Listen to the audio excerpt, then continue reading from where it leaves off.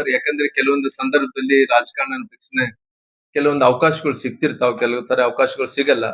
ಕೆಲವು ಮಂದಿ ಎಲ್ಲ ಪ್ರಪಂಚ ನಮ್ ಕೈಲಿ ಇದೆ ಅಂತೇಳಿ ಹಂಗ ನೋಡ್ಸ್ಕೊಂಡು ಬಿಂಬಿಸ್ಕೊಂಡು ಅವ್ರೆಲ್ಲಾರು ಕೂಡ ನಾಟಕೀಯವಾಗಿ ಕೆಲವೊಂದು ರಾಜಕೀಯ ಸ್ಥಾನಮಾನಗಳು ತಗೊಂತಿರ್ತಾವ.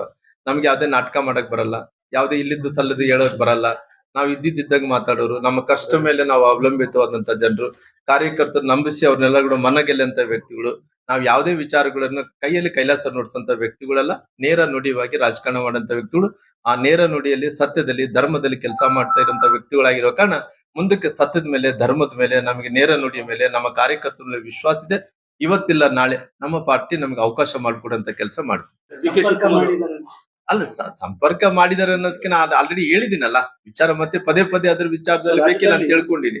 ರಾಜ್ಯದಲ್ಲಿ ಸಿಎಂ ಬದಲಾಗ್ತಾರೆ ನೋಡ್ರಿ, ನಾನು ನನಗೆ ಯಾವ್ದು ಅವರು ಪಾರ್ಟಿ ಇಂಟರ್ನಲ್ ಪಾರ್ಟಿಯಲ್ಲಿ ಏನಾಗ್ತಾ ನಮಗೇನು ಗೊತ್ತಿಲ್ಲ, ಅದ್ರ ಬಗ್ಗೆ ಏನು ಮಾಹಿತಿ ಇಲ್ಲ. ಯಾಕಂದ್ರೆ ನಮಗೇನಿದೆ ನಮ್ಮ ಪಾರ್ಟಿಯಲ್ಲಿ ಏನೋ ಆಗ್ತಾ ಇದ್ದಾನೆ ಅದ್ರ ಬಗ್ಗೆನೇ ಮಾಹಿತಿ ಕೊಡಂತ ಕೆಲಸ ಮಾಡಿದೀನಿ. ಅವ್ರು ಯಾರು ಮುಖ್ಯಮಂತ್ರಿಗಳಾಗ್ತಾರೋ, ಇನ್ನು ಮುಂದೆ ಯಾರು ಮುಖ್ಯಮಂತ್ರಿಗಳಾಗಬೇಕು, ಅವ್ರ ಸರ್ಕಾರದಲ್ಲಿ ಏನಾಗ್ತದೆ ಅದ್ರ ಬಗ್ಗೆ ನಾನು ಯಾವ್ದೇ ಯೋಚನೆ ಮಾಡಕ್ ಹೋಗ್ಲಿ, ಅದ್ರ ಬಗ್ಗೆ ತಲೆ ಕೆಡಿಸ್ಕೊಂಡಿಲ್ಲ. ಅದ್ರ ಬಗ್ಗೆ ನನ್ನ ಮಾಹಿತಿ ಕೂಡ ಇಲ್ಲ. ಸರ್ ದೆಹಲಿಯಲ್ಲಿ ಕೂತಿದ್ದಾರೆ ಈಗ, ಅಂದ್ರೆ ವಿಜಯೇಂದ್ರ ಅವನ್ ಯಾವ್ದೇ ಕಾರಣ ಮುಂದುವರಿಸಬಾರ್ದು, ಬದಲಾವಣೆ ಮಾಡ್ಲಿಲ್ಲ. ನಾನು ಹೇಳ್ತಾ ಇದ್ದೀನಲ್ಲ, ಏನೇ ಮಾಡಿದ್ರು ಕೂಡ ಅವಕಾಶ ಇದ್ರೆ ಅಕಸ್ಮಿತವಾಗಿ ಯಡಿಯೂರಪ್ಪರ ಆಶೀರ್ವಾದ ಮಾಡಿಕೊಟ್ರೆ, ಯಡಿಯೂರಪ್ಪರ ಆಶೀರ್ವಾದ ಮಾಡಿರೋ ಕಾರಣ ನಮ್ಮ ತಮ್ಮನವರಾದಂತ ವಿಜೇಂದ್ರ ಅವರ ಅಧ್ಯಕ್ಷರಾಗಿ ಮುಂದುವರಿತಾ ಇದಾರ. ಅಕಸ್ಮಿತ ಬದಲಾವಣೆ ಆಗ್ಬೇಕು ಅಂತೇಳಿ ರಾಷ್ಟ್ರೀಯ ನಾಯಕರೆಲ್ಲರೂ ಕೂಡ ತೀರ್ಮಾನ ತಗೊಂಡ್ರೆ ನನಗೊಂದು ಅವಕಾಶ ಮಾಡಿಕೊಡ್ರಿ ಅಂತೇಳಿ ಯಡಿಯೂರಪ್ಪ ಅವ್ರನ್ನ ಒಬ್ಬ ತಂದೆ ಸ್ಥಾನದಲ್ಲಿ ಇದ್ದಂತ ನಾನು ಪರಿಪರಿಯಾಗಿ ಬೇಡ್ತಾರೆ. ಸರ್ ಅವರು ಮತ್ತೆ ಮರು ಆಯ್ಕೆ ಆಗ್ತಿದೆ ಅಂತ ಹೇಳಿದ್ರು, 2 ಸಲ ಹೇಳಿದ್ರು. ಅಂದ್ರೆ ಈಗ ಚುನಾವಣೆ ಮೂಲಕ ಮರು ಆಯ್ಕೆ ಆಗ್ತದೆ ಅಥವಾ ಅಲ್ಲ, ಇವಾಗ ಸದ್ಯಕ್ಕಿರುವಂತ ಪರಿಸ್ಥಿತಿಯಲ್ಲಿ ಚುನಾವಣೆ ಮೂಲಕನೇ ಪುನಃ ಮರು ಆಯ್ಕೆ ಆಗಬೇಕು ಅನ್ನೋಂಥದ್ದು ಪಾರ್ಟಿಯ ಎಲ್ಲ ಮಾರ್ಗದರ್ಶನಗಳು, ಗೈಡ್ಲೈನ್ಸ್ಗಳು ಅದೆಲ್ಲ ನೋಡಿದಂತ ಟೈಮಲ್ಲಿ ಕೂಡ ಹಿಂಗಿದ್ದಂತ ಪರಿಸ್ಥಿತಿಯಲ್ಲಿ ಕೂಡ ನಮಗೇನಂದ್ರೆ ಈಗ ಯಾವತ್ತಿದ್ರು ಕೂಡ ಪಾರ್ಟಿ ಏನೇ ತೀರ್ಮಾನ ತಗೊಳ್ಳಿ ಒಳ್ಳೆ ತಗೊಂತದೆ.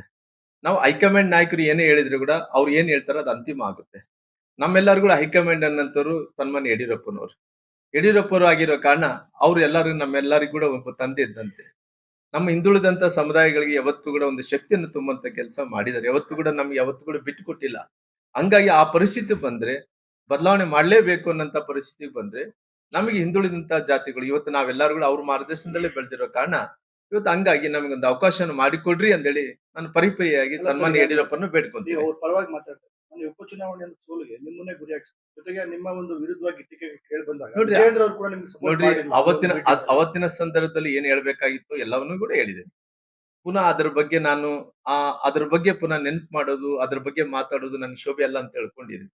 ಹಂಗಾಗಿ ಆಲ್ರೆಡಿ ನಾನು ಮಾತಾಡಿರೋ ಕಾರಣ, ಆಲ್ರೆಡಿ ಹೇಳಿರೋ ಕಾರಣ ಅದನ್ನ ಆ ಶಬ್ದಗಳನ್ನ ಬಳಸಲಾರ್ದಂತೆ ಇವತ್ತಿದ್ದಂತ ಸ್ಥಿತಿಗತಿಗಳಲ್ಲಿ ಪಾರ್ಟಿ ಸಂಘಟನೆ ಮಾಡ್ಬೇಕು, ಪುನಃ ಕರ್ನಾಟಕ ರಾಜ್ಯದಲ್ಲಿ ಅಧಿಕಾರಕ್ಕೆ ಬರಬೇಕು. ಎಲ್ಲಾ ಕಡೆ ಕೂಡ ಇವತ್ತು ಪಾರ್ಟಿ ಪುನಃ ಒಂದ್ ರೀತಿ ಬೆಳ್ಕೋಬೇಕು ಅನ್ನೋದಕ್ಕೆ ನಾವು ಒಬ್ಬ ಸಂಘಟನೆ ಮೂಲಕ ಅಧಿಕಾರಕ್ಕೆ ಬರಬೇಕು. ಪಾರ್ಟಿ ಬಂದ್ಮೇಲೆ ನಿಮ್ಮನ್ನ ಒಬ್ಬಂಟಿಯಾಗಿ ಮಾಡುವಂತ ಒಂದು ಕೆಲಸ ಕೂಡ ಆಗ್ತಾ ಇದೆ. ಪಕ್ಷದಿಂದ ಒಂದು ನೋಡ್ರಿ, ಈ ರಾಜ್ಯದಲ್ಲಿ ಇದ್ದಂತ ಜನರು ಯಾವತ್ತು ಕೂಡ ಶ್ರಮ ಅನ್ನಂಥದ್ದು ಯಾವತ್ತು ಕೂಡ ಫಲ ಇದ್ದೇ ಇರ್ತದೆ. ಸತ್ಯ ಅನ್ನಂತಕ್ಕೆ ಯಾವತ್ತು ಕೂಡ ಗೌರವ ಸಿಗ್ತದೆ. ಒಂದೇ ಸಾರಿ ಸಿಕ್ಕಲ್ಲ, ಯಾವ್ದು ಕೂಡ ಕ್ರಮೇಣ ಹಂತವಾಗಿ ಎಲ್ಲಾ ಕಡೆ ಕೂಡ ಸಿಗುತ್ತೆ. ಹಂಗಾಗಿ ನಾನು ಯಾರ ಬಗ್ಗೆ ಕೂಡ ಟೀಕೆ ಮಾಡಕ್ ಹೋಗಲ್ಲ, ಯಾರ ಬಗ್ಗೆ ಕೂಡ ಈ ರೀತಿ ಹೇಳಿಕೆಗಳನ್ನು ಕೂಡ ಕೊಡೋಕ್ ಹೋಗಲ್ಲ. ನಾನು ಯಾವತ್ತು ಕೂಡ ಸತ್ಯದ ಮೇಲೆ, ಧರ್ಮದ ಮೇಲೆ, ನನ್ನ ಶಕ್ತಿ ಮೇಲೆ, ಸಂಘಟನೆ ಮೇಲೆ, ನನ್ನ ಇದ್ದಂತ ವಿಶ್ವಾಸ ಮೇಲೆ ನಾನು ಕೆಲಸ ಮಾಡಂತ ಮಂದಿ ಆಗಿರೋ ಕಾರಣ ನನಗೆ ವಿಶ್ವಾಸ ಇದೆ, ಆತ್ಮಸ್ಥೈರ್ಯ ಇದೆ. ಯಾವತ್ತಿದ್ರು ಕೂಡ ರಾಮ್ಲು ಅನ್ನಂತ ವ್ಯಕ್ತಿ ರಾಜಕಾರಣದಲ್ಲಿ ಸೋತಿದ್ರೆ ಕೂಡ ಈ ರಾಜ್ಯದಲ್ಲಿ ಇದ್ದಂತ ಜನರು ರಾಮ್ಲು ಅಂದ ತಕ್ಷಣ ಎಲ್ಲಾ ಜನರು ಒಪ್ಕೊಂತಾರ. ಮುಂದುವರೆದಂತ ಜನಾಂಗದವ್ರು ಒಪ್ಕೊಂತಾರ, ಹಿಂದುಳಿದಂತ ಜನಾಂಗದವ್ರು ಒಪ್ಕೊಂತಾರ. ಅಂದ್ರೆ ಎಲ್ಲೋ ಒಂದ್ ಕಡೆ ರಾಮ್ಲು ಅವರು ಕಷ್ಟಪಟ್ಟಿದ್ದಾನ, ಅಧಿಕಾರದಲ್ಲಿ ಇದ್ದಂತ ಟೈಮಲ್ಲಿ ಒಳ್ಳೆ ಸಹಾಯ ಮಾಡಿದಾನ, ಕೆಲಸ ಮಾಡಿದಾನ, ಒಳ್ಳೆ ಕ್ರೆಡಿಬಿಲಿಟಿ ಇದ್ದಂತ ಲೀಡರ್ ಅನ್ನೋದಕ್ಕೋಸ್ಕರವಾಗಿ ಇವತ್ತು ನನ್ನ ಕ್ರೆಡಿಬಿಲಿಟಿಯನ್ನು ನಾನು ಸೋತಿದ್ರು ಕೂಡ ನಾನು ಉಳಿಸಂತ ಕೆಲಸ ಈ ರಾಜ್ಯದಲ್ಲಿ ಇದ್ದಂತ ಎಲ್ಲಾ ಜನಾಂಗದವರು ಮಾಡ್ತಾ ಇದ್ದಾರೆ. ಹಂಗಾಗಿ ಅವರು ದೊಡ್ಡ ಮನಸ್ಸಿನಿಂದ ಇಲ್ಲ ರಾಮ್ಲು ಅವ್ರು ಮಾಡೋದ್ರಿಂದ ನಮ್ದು ಯಾವ್ದೇ ಭಿನ್ನಾಭಿಪ್ರಾಯ ಇಲ್ಲ ಅನ್ನಂತ ಮಾತನ್ನು ಕೂಡ ಇಲ್ಲಿ ನಮ್ಮ ಬಸವರಾಜ ಪಾಟೀಲ್ ಯತ್ನಾಳ್ ಅವರು ಕೂಡ ಅವ್ರು ಹೇಳಿರೋ ಕಾರಣ ಹಂಗಾಗಿ ವಿಶೇಷವಾಗಿ ಅವ್ರೆಲ್ಲರಿಗೂ ಗೊತ್ತಿದೆ ರಾಮ್ಲು ಯಾವ ತರ ಮನುಷ್ಯ, ಯಾವ ರೀತಿಯಲ್ಲಿ ಕಷ್ಟ ಪಡ್ತಾನ, ಯಾವ ರೀತಿಯಲ್ಲಿ ಪಾರ್ಟಿ ಸಂಘಟನೆ ಮಾಡ್ತಾನ, ಎಲ್ಲಾ ವಿಚಾರ ಗೊತ್ತಿರೋ ಕಾರಣ ಹಂಗಾಗಿ ವಿಶೇಷವಾಗಿ ನನ್ನ ಹೆಸರನ್ನು ಕೂಡ ಪ್ರಸ್ತಾಪನೆ ಮಾಡಂತ ಕೆಲಸ ಮಾಡಿದಾರ.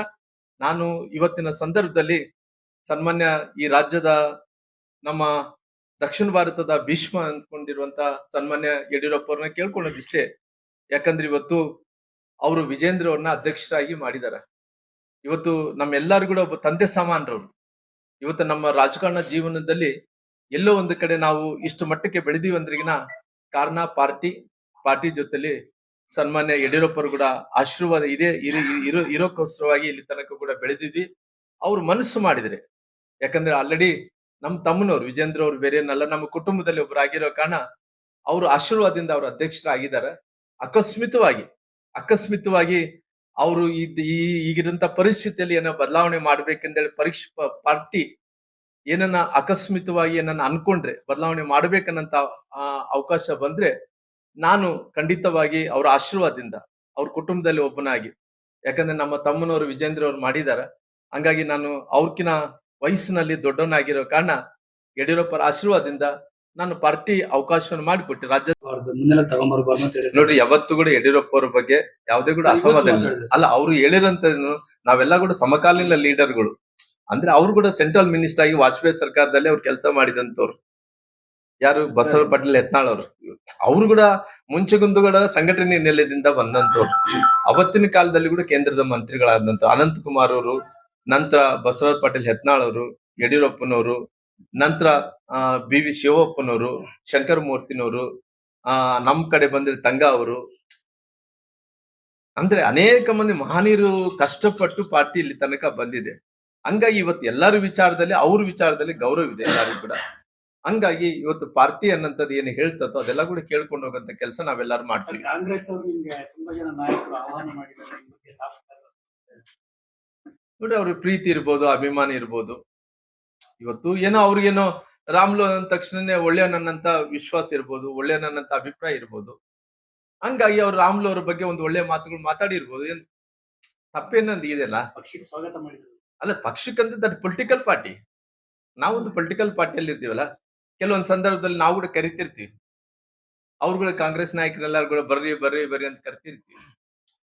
ಅಂದ್ರೆ ಇವಾಗೆಲ್ಲ ಪೊಲಿಟಿಕಲ್ ಪಾರ್ಟಿಯಲ್ಲಿ ನಾವು ಮಾತಾಡ್ಬೇಕಾಗುತ್ತಲ್ಲ, ಮಾತಾಡಿದ್ರೆ ಜನರಿಗೆ ಒಂದು ರೀತಿ ಇಲ್ಲಪ್ಪ, ಎಲ್ಲೋ ಒಂದ್ ಕಡೆ ಯಾರೋ ಪೊಲಿಟಿಕಲ್ ಸಿಸ್ಟಮ್ ದಲ್ಲಿ ಬಹಳಷ್ಟು ವರ್ಷಗಳ ಕಾಲ ರಾಜಕಾರಣದಲ್ಲಿ ದುಡಿದಾನ, ಕೆಲಸ ಮಾಡಿದಾನ, ಇಡೀ ರಾಜ್ಯದಲ್ಲಿ ಸಂಘಟನೆ ಮಾಡಿದಾನ. ಅಂತ ಸಂದರ್ಭದಲ್ಲಿ ಆ ಪೊಲಿಟಿಕಲ್ ಪಾರ್ಟಿಯಲ್ಲಿ ಯಾವುದೇ ಪಾರ್ಟಿಯಲ್ಲಿ ಇದ್ದಂತ ವ್ಯಕ್ತಿಗಳಿಗೆ ತೊಂದರೆ ಆದಂತ ಟೈಮಲ್ಲಿ ಒಂದು ಪಾರ್ಟಿಯಿಂದ ಒಂದು ಪಾರ್ಟಿ ಕರೆದು ಸಹಜ.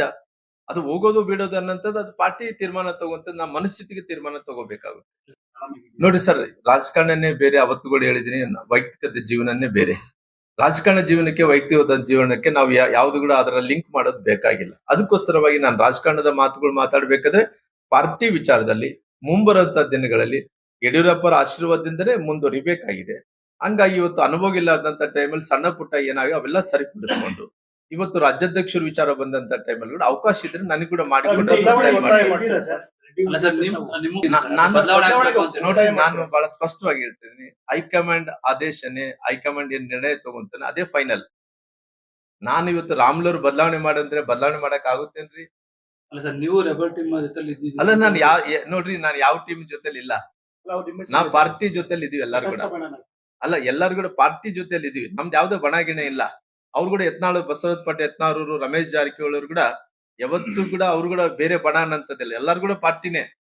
ಓವರ್ ಆಲ್ ಆಗಿ ಎಲ್ಲಾರು ಕೂಡ ಕೆಲಸ ಮಾಡೋದು ಪಾರ್ಟಿ ಸಲುವಾಗಿ ಕೆಲಸ ಮಾಡ್ತಾ ಇದಾರ.